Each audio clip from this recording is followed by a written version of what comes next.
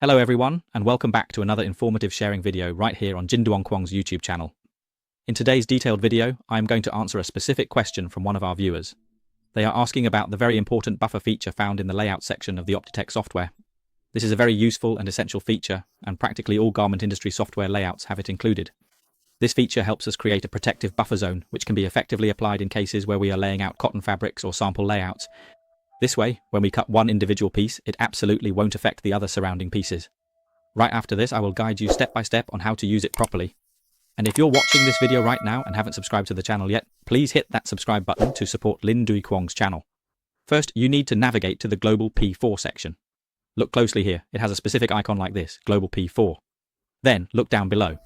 If your buffer column is currently hidden like this, I'll give an example where everything is at the plus sign like this, because sometimes when you first install the software, you haven't opened it yet, so everything is at the plus sign like this. You need to click on the fit section for me, just this specific part. Then, look down below and you'll see an option called Buffer. Here, if you want to set a buffer zone around your detail, just enter the exact value you want here and press the Enter key. After that, in the Type section, you can choose which edge of the detail you want the buffer to apply to. Here, I'll give an example. Let's say all around or at the back. After that, we'll click Apply and then click Save. So now all these details have an extra 1 centimeter added around them.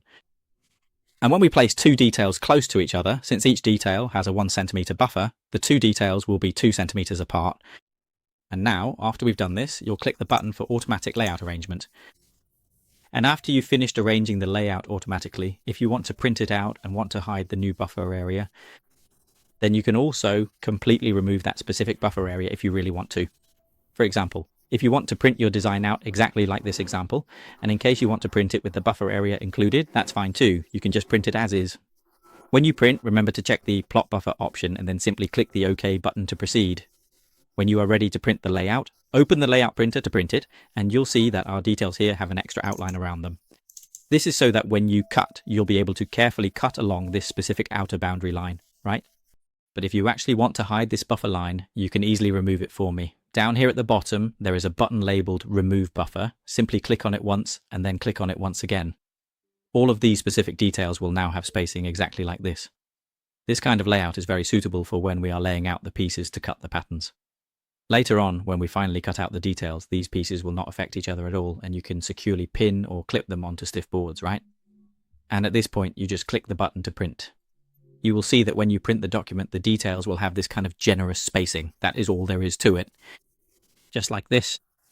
So when you cut out this detail, it won't affect the other details. This is suitable for pattern layout diagrams.